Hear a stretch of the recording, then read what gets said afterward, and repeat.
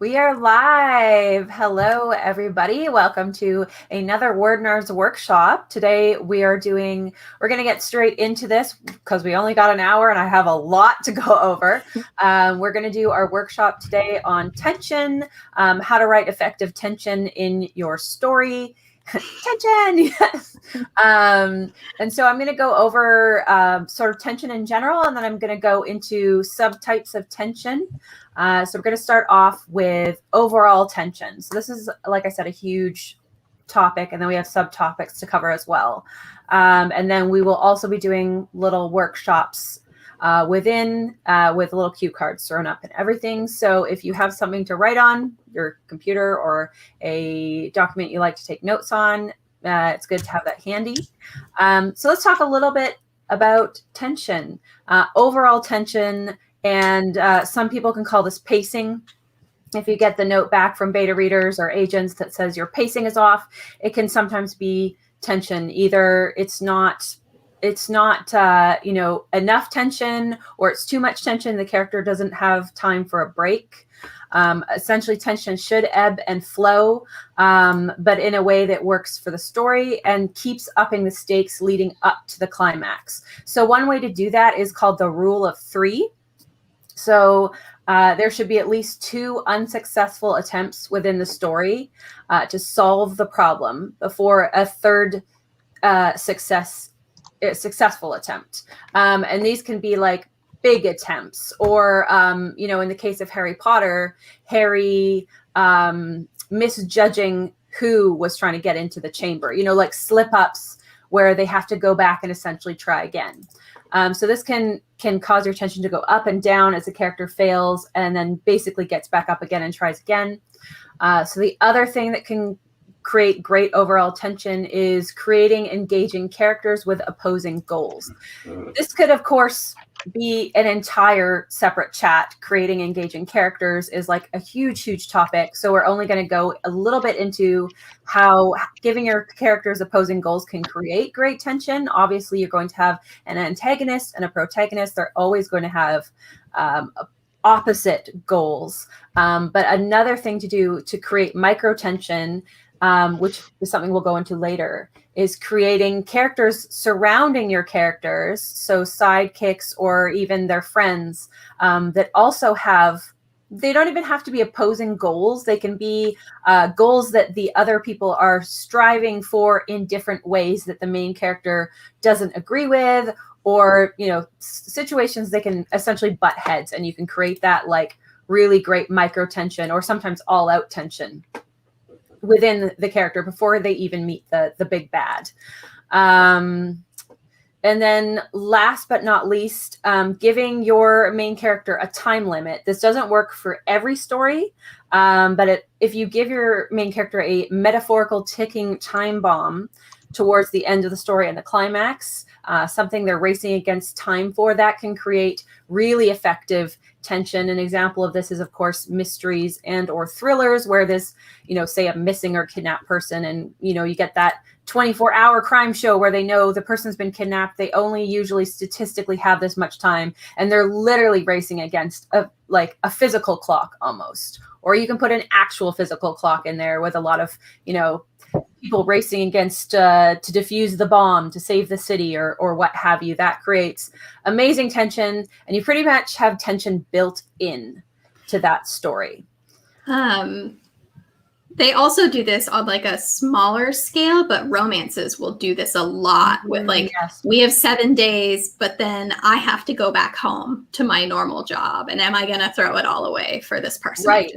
Yeah. Or the end of the summer, or the end of the school year.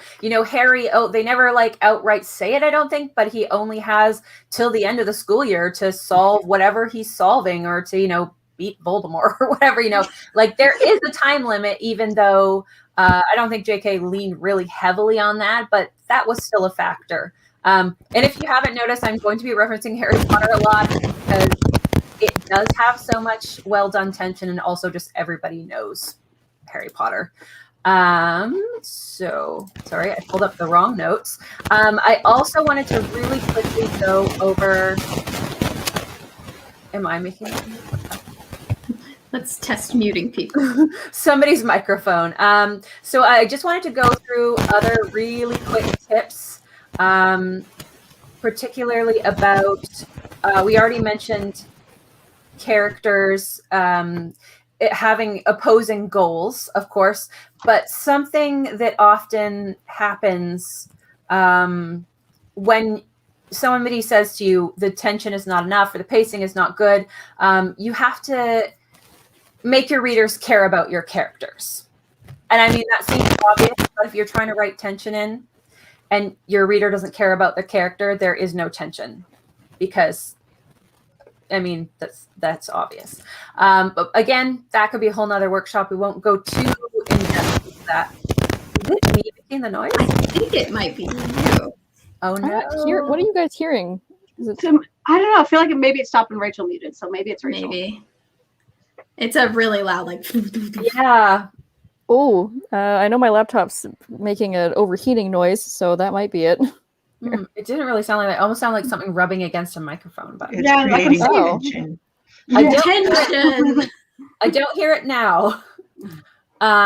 Okay, so that was my, my little throwaway tip that, like I said, I think we do literally have a few how to create realistic characters, how to create characters your reader's going to love. But of course, that is a huge necessary thing. And then last of all, I wanted to do a quick little tip about cliffhangers. Cliffhangers can be a really effective way to keep people turning the pages. You do want to be careful about cliffhangers because they can get a little cheesy if you are forcing them into your story, like, and then the goblin attacked me, and then chapter 2, like, that's okay sometimes, but you have to make sure that it takes a natural rhythm and it's not obvious that you're forcing these like jump scenes or jump scares just before chapter 2 hits or whatever. But that is an effective thing you can play around with for sure. We had a question from Anya. How do you create a timeline tension when you don't know if there's a timeline for your quest? Like you've got a looming deadline that isn't really stated. I would outright state it. I mean, you could be more subtle about it, but it's going to be on the character's mind is my... Yeah, even if like the world doesn't have a deadline for it, is there a reason your characters can need to get it finished as quickly as possible? It's hard to say with like give an example. Well, I think maybe kind of a flip way of thinking of this is like, why is it important to the characters to do it right now? Because if it's not important to the characters, it's not going to be important to us. Mm-hmm. An example that comes to my mind is in the Bone Houses, which is a quest story.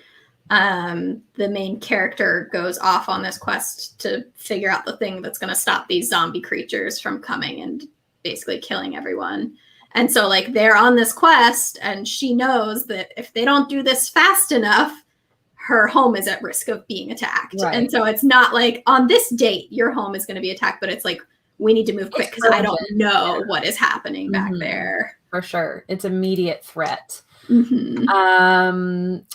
We had a comment as well from Misty Kate just being like, I can tell I'm going to want slides. Slides are coming. Oh, yes, I am going to have the link. For all of the like things you've been saying that aren't in the slides, can you send me that? And I can like put it in a document so they can see the notes?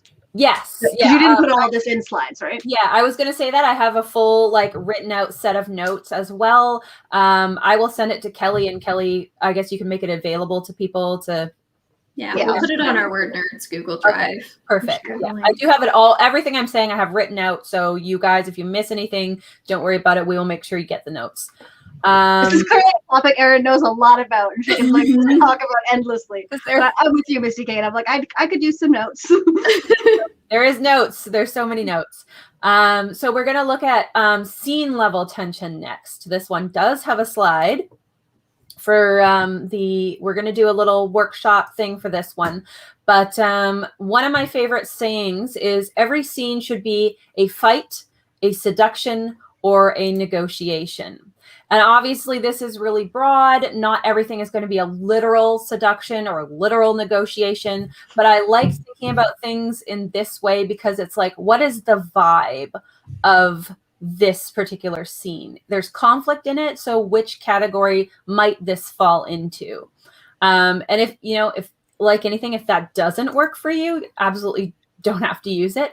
But I really like looking at things that way. Character tension is also something you can use to create tension within a scene. So like we talked about, giving your side character a goal that directly conflicts with your main character's goal can be really interesting. We're going to create some friendship even when they are both pitted against the big bad. They're going to have some, infighting or intention. Also dialogue. So you have arguments, threats, ultimatums. Dialogue can be a key to creating great tension within a scene. Of course, use this sparingly and only at the right moments, but dialogue can ramp up the tension really effectively. Like, for example, again, Harry Potter hears Snape and Quirrell facing off in the hallway. That is all dialogue, and that is incredibly tense. And it also sets up this tension that Harry's like, oh, this is going to happen, and I need to stop it before it happens. This is so that is a great example of just a scene of dialogue between two people ramping up the tension of a story. So we're going to do an exercise. We're going to go right into it. So your first quest is decide what kind of tension your scene has. Is it a fight? Is it a seduction, or is it a negotiation? And using either character conflict or dialogue, like we talked about, strengthen the particular element of that scene. And again, you don't have to use this if it doesn't work for your story. If you just want to, put in some, if you don't want to choose what it is, it doesn't have to be a seduction or negotiation. Just put some tension or a fight or something into the dialogue. I think kind of a useful note on tension, because I think when we talk about it, we tend to default to think of like world ending sort of scenarios where like that's the source of tension. But tension is really like anything that's going to like make your characters not okay. And that can be on like an actual physical, like the world is ending level and we're not going to be okay because the world is going to end. But it can also just be on an emotional level too. Mm-hmm. Like Megan's example of like having to choose between like giving up your job to be with this person or whatever. Like, so if you don't feel like big world ending stakes are going to work for your story, think of like the ways in which like the other things that are going to get in the way of your character being okay. Mm-hmm. Mm-hmm. One of my favorite character conflicts, because you've mentioned having side characters, one of my favorite types of character conflict in stories is when your character and their friend or whoever, they want the exact same thing and they both have different points that they are willing to go to get that thing. Like, I love seeing that play out on page when, one character is willing to go farther or do worse things to get the goal. Yes. Yeah, totally. Like a difference in style of like how we're going to do this can be a huge conflict. Do you want to do like, I didn't decide how long, like 10 minutes do we usually do? Yeah, let's do 10. Yeah. Okay, awesome.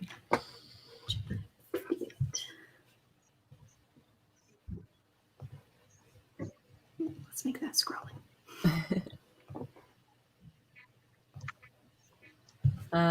We did have a quick question. Could it be bitey tension, like people are biting each other's heads off or just exasperate with each other? You can definitely do something like that, but I would give them a deeper reason why they're biting each other's heads off, not just for the sake of tension. So if there's underlying tension, one that is why they're snapping at each other, yeah, that works quite well.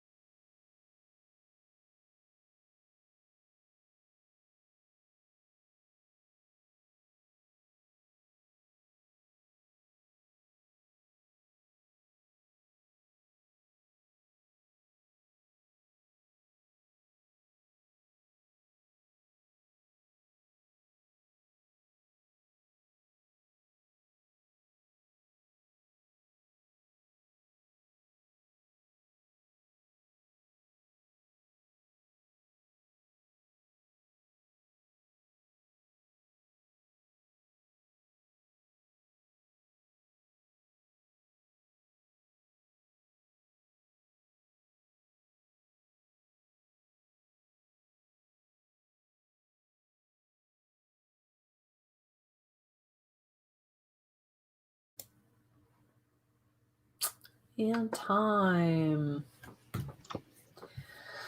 Let us know how you did in the comments, what kind of scene you were working on, how the exercise may have helped or how it didn't. Also, feel free to ask any questions in the comments. We'll definitely answer as we go along here.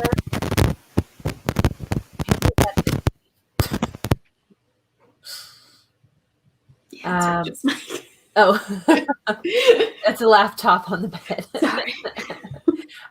So I wanted to talk next about creating tension through actual prose. So a lot of writers use a kind of short, choppy, or staccato prose for fight scenes or action scenes in particular. It can also be a signal to the reader if there's a shift in prose to signify that something is about to happen. So Rory Power, who wrote Wilder Girls, does this to great effect. The prose starts off sort of choppy because there is something going on. So I have included I have included the quote in the slide if you guys are wondering, but something way out in the white dark between the trees, moving where the thickets swarm. And that's the very first line. It kind of like pulls you in because you know there's something out in the woods, but it's so short and so choppy, but it's well done.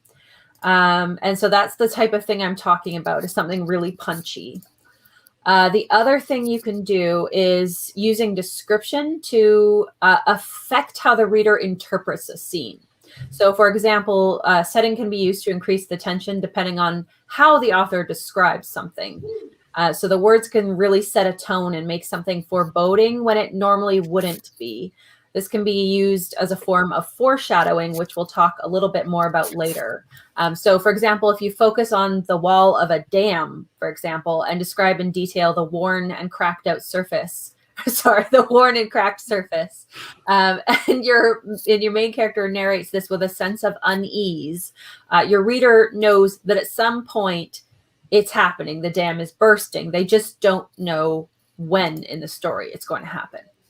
So the way you describe a character as well can also be used to kind of ring an alarm bell in the reader's head and make them distrust that person. Even if that person hasn't necessarily done anything, it's a yet. They haven't done anything yet. So they're going to literally just be waiting in suspense for that for that character to do something because of the way you've introduced them. Either you've described them with certain words to create that sense of foreboding, or your character has a reaction to them and they're not sure why.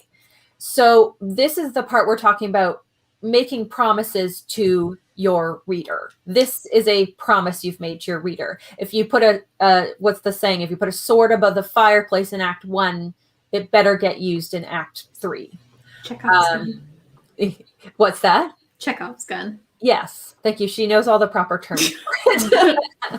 So yeah, you're making a promise to the reader there, Kelly. Well, even the first example you gave with like the choppiness and stuff, it kind of made me think about like music in like television and movies, of how like it's so much easier to set tension when you can use music, whereas changing your prose a little bit can give the reader that same signal of like, there would be creepy music here if that was a thing I could do in this book. But instead, you're just trying to like very subtly signal, because a lot of the time you don't even realize that there's just like very soft, creepy music as things are getting worse. So, like, it could be the exact same scene with no music, and it's just a person walking down the hallway. So different. Yeah, exactly. And that's a great example of making a promise to your reader / watcher, I guess. Because can you imagine if a movie put creepy music in and you're like, what's going to happen? And then nothing happens. You'd be choked. And it's the same with a book. If you're writing a character that you introduce in the way the reader goes, that guy's creepy, or you're writing a scene where the setting seems really foreboding, you can't just use that to put tension in. You have to be promising something and later fulfill that. From a romance level or like a contemporary level, I think it's all about like picking what things the dialogue focuses in on, because you're not trying to necessarily instill dread when you're doing tension in a contemporary. A really good one that I like, Misty Kate said for the last exercise, I chose seduction. Character A was watching character B peel an apple in one long curl without breaking it while dialogue ensues. And like that on its own is not like an inherently like enticing thing, but if you play it out just right, it could be such like your character is just honing in on it more and more, and it's making that promise of like you're really focused on that character's hands, like what's going on here. I also think of like the italicized O, which is a staple in like any fanfic or like big romance. They're like having a realization and you get the italicized O, and as a reader you're like, oh man, it's happening. It's coming. Yeah, these are all good points, because like a lot of what I'm going to be touching on in the workshop is about tension, dread, explosions, magical or otherwise, coming. But if you've got something like a romance, you need to figure out how to do tension in a different way. I haven't even figured out exactly how this works, but I was just thinking about like creepy music going nowhere and stuff. Got me thinking about Spook Notes, and when Megan wrote up all of the scary things that happened in Hill House and Bly Manor, of like she did a great job of breaking down why there's tension in certain scenes of like, this is building, but it's not going to go anywhere. And it just kind of, this is just dread. This, like, she very much breaks down of like how the subtle tension is happening of like, yes, if it's a jump scare, there isn't going to be one, but all of the other, like, this is just vaguely spooky, but is building to a feeling of dread. This is just aesthetic. But like, so she did a great job of just kind of breaking down how it works on a, if you don't want to get spooked level of like, this is going to feel scary because of this, so don't worry about it. But it really lets you see kind of why things are spooky. And I don't know how well it would translate to writing, but I think there's probably some of it. Gonna say people might want to look over the spook notes to be like, how does this show build tension? Because it does it really well. And the spook notes are literally a blow by blow of how the spook notes help take the tension out, because you know exactly what's happening. She's breaking down kind of why it's spooky and why you're feeling tension. So if you understand it, it's less fear inducing, but if you want to reverse engineer it, I think it's valuable there as well. Study it. Yeah. And I think if you want to be really clever with your tension, there needs to be layers to it. You don't want to just be throwing stuff out there for the sake of throwing things out there, but there should be, like, particularly in the horror genre, sometimes you do have the spooky music that puts you on edge, and then you cut to an emotional scene. So like, it's not there because something scary is going to jump out. It's there to put you on edge before you learn something about the character. Because that's going to color how you react to what you learn. Right. So let's go right into the next exercise. I think Megan has the thing to throw up. So we're going to do an exercise for prose tension. So take a scene and rewrite it to inject tension, either through description, character, setting, or prose. So I thought it'd be really fun if you don't have something you kind of want to tension up, to pull if you really want to challenge yourself, to pull a scene from a book that's not necessarily tense. So, a favorite book. Take a scene that isn't meant to be tense and make it tense. Whether by redescribing an introductory character, like, again, let's use Harry Potter. When Hagrid first bursts into the, what is it, a lighthouse or wherever they are, like, it's quite intimidating, right? Like he's like a giant and he's towering, but I can't even quite remember if there really is that sense of dread. I never really got that from Harry. He's more just like kind of, what the heck is going on? I think if anything, the dread kind of breaks once you meet Hagrid, because yeah, that might be it. I mean, so you could take literally any scene and make it 100 times more full of dread if you just like tweak a few things. So that could be a fun exercise if you don't have a scene that you want to write in your own book. Are we going for 10 minutes again? Yeah, I think so. All right, I will make a banner. Big thanks to Megan for making all of the banners and doing the math. Hard. Hey, math is hard. So.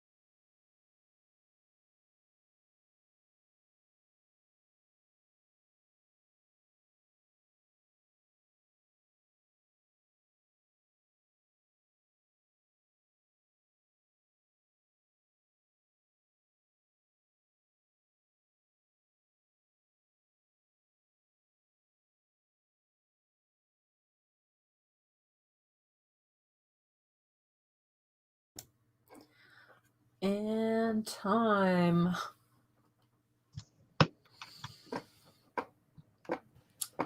Feel free to comment about how you did, if you used the exercise or not, if you rewrote a scene that was yours or somebody else's. I don't see any questions, but yeah, if you have questions about any of the exercises or any of the stuff that we mentioned, please do ask. So we did talk a little bit about promises, making and keeping promises to the reader. And I wanted to dive a little bit more into that, and more specifically foreshadowing, which is another form of creating tension. I like to talk about, that scene in a TV show or a movie where a character says, well, it couldn't get any worse than this. And you know right away that they're an idiot, because as soon as you say that, it's going to get worse. And so that is an example, a little bit clumsy at this point because it's so cliche, but that's an example of foreshadowing. I feel like we're going to stop getting quite as much of that cliche post 2020. Authors and characters have learned better. No, it can get worse. We have all learned better. Well, and even when you say that in real life, people are like, why would you say that? That's just showing a lack of imagination. Yeah, exactly. It's like sealing your fate. So yeah, again, it's like a promise that the writer is making to the reader. And usually it's a little more subtle than that. It can be something as subtle as, I remember, apparently this made an impression on me, but in my English class in grade 11, we read a book where the first chapter was the woman on her way to work, and on the side of the road was a dead crow. And young grade 11 me was like, okay, this can't be just a dead crow, because the writer has focused in on this crow, right? Like, and crows are universally known as death omens. So it's subtle. You have no idea what's coming, but something is coming and it's bad. Or it can be more obvious. If your character walks into a bar and there's rumors going around about a monster in the woods in chapter 1, by the time we get halfway through the book, the reader knows we are probably going to get to see the monster, maybe fight it. So there's all different types of foreshadowing you can do. I have some examples from Lord of the Flies is one, where one of them says, I can't remember who, but we've got to have rules and obey them. After all, we're not savages. So that's like a not a very subtle, when you look back on it, form of foreshadowing that they are indeed going to be savages by the end of the book and murdering each other. And then another great example is PETA from the Hunger Games says at the beginning of the Hunger Games, I don't want them to change me in there, to turn me into some kind of monster I'm not. And spoilers for Hunger Games if you haven't watched or read the books, but that becomes quite literal in the end. So we wouldn't necessarily have a way of knowing that foreshadowing was so literal, but it's the type of thing you look back on and you go, oh crap, like that happened. So we're going to do an exercise. Basically, really good foreshadowing is hard to do without knowing what's coming. So for me, when I'm writing a book, I don't put any of it in until the end, until I know everything that's already happened. And then I go back and I add it. It makes you look really smart. But you just knew what was coming. So pick any major event from the end of your story, and then go to the start and figure out what exactly you can include that will make it look like foreshadowing, i.e. will make it look like you are really smart and had this all plotted out to begin with. And we'll do we want to do shorter this time? We have one more exercise to do after this. I'd probably just do 5 minutes for this. 5 minutes? Okay. Okay, let's do 5 minutes then. I love what some of the people are sharing with us, by the way. Okay.